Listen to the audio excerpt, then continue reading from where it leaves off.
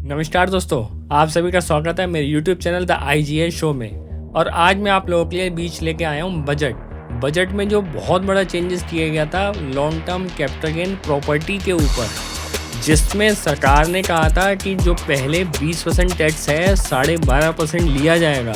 यानी उसको सुन के लोग बहुत खुश होगा कि कैपिटल गेन में डिक्रीज़ कर दिया है सरकार ने, लेकिन उस पर बहुत सारे हिडन फैक्ट्स थे। हिडन फैक्ट्स क्या क्या थे, हम उस पर पूरी चर्चा करेंगे। सरकार की क्या मंशा थी, और उस अमेंडमेंट के बाद लोगों ने शोर मचाना शुरू करा।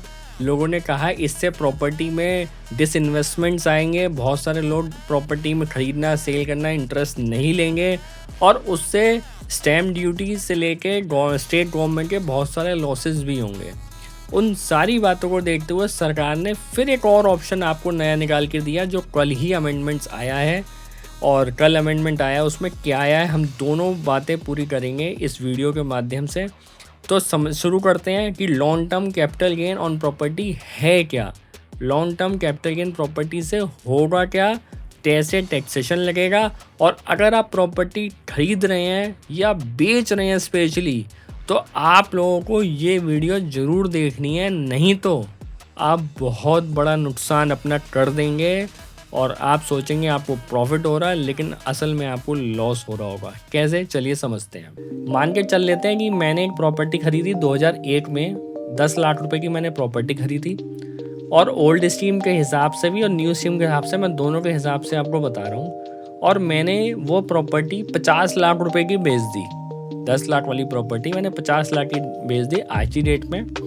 और अगर मैं कॉस्ट ऑफ एक्विजिशन उससे निकालूं, यानी जितने रुपए की मैंने खरीदी थी 10 लाख रुपए की, बेस ईयर मैंने उसका मान लिया 2001-2। इंडेक्सेशन चार्जेस लगते हैं। इंडेक्सेशन कॉस्ट क्या होती है, एक तरीके से मेरे रुपए की वैल्यू बढ़ जाएगी। यानी जो चीज़ मैंने 10 लाख रुपए की सन 2001 में खरीदी थी, अगर मैं उसको आज खरीदता तो आज मुझे सरकारी इन्फ्लेशन के हिसाब से कितने की मिलती, तो वो मेरा ईयर है। ये indexation chart income tax department issue करता है। ये मैंने जिस बेस ईयर का था वो ले लिया, और ये वाला ईयर मैंने 363 ये मैंने ले लिया आपका आज की डेट का। यानी अगर मैं इस प्रॉपर्टी को 2001 में खरीदता, 2001 में खरीदी थी, आज की डेट में खरीदता, तो कितने की पड़ती है मुझे सरकार के हिसाब से? ये 36,30,000 रुपये की मुझे पड़ती। यानी मेरे रुपए की वैल्यू 10 लाख वाली वैल्यू 36,30,000 की हो गई।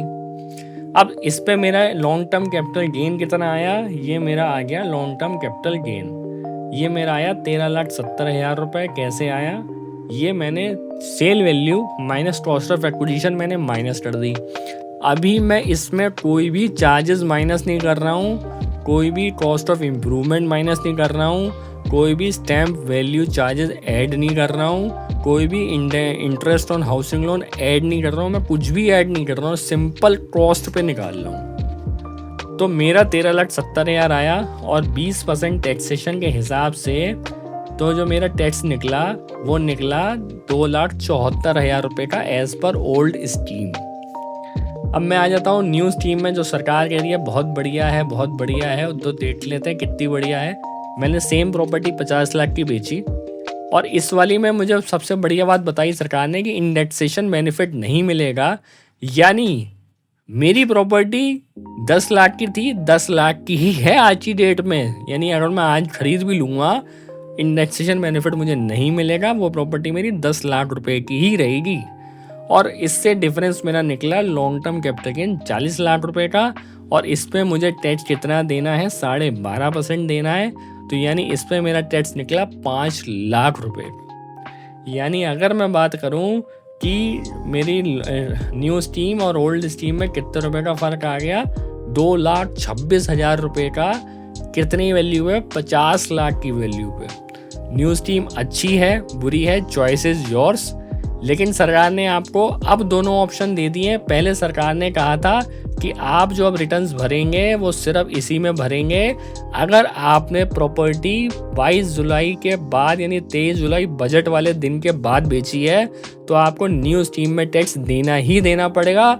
ओल्ड स्कीम में तभी आप जा सकते थे अगर आपकी प्रॉपर्टी 22 जुलाई या उससे पहले की डेट में बेची होती।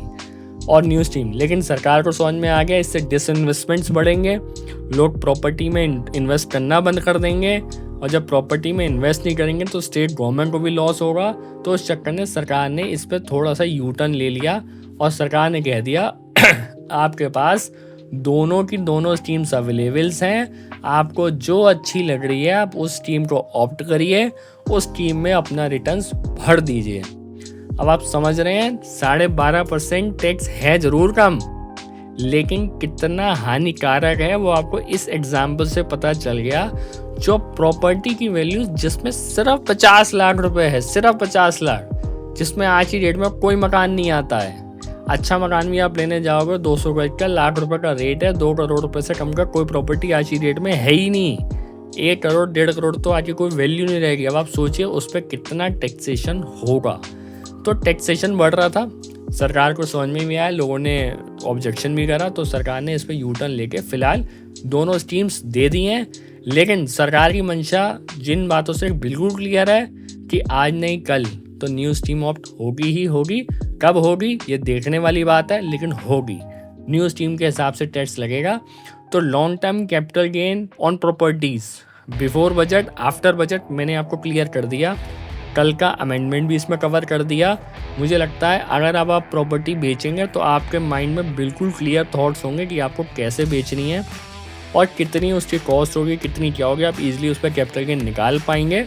और अगर फिर भी आपको कोई क्वेरी लगती है तो मेरे कमेंट बॉक्स में मैसेज करिए, पिंग करिए, मैं आपको उस पर रिप्लाई करूँगा। और अगर ये वीडियो अच्छी लगी तो अपने उन लोगों के साथ जो प्रॉपर्टी खरीदते बेचते रहते हैं उनके साथ शेयर करें।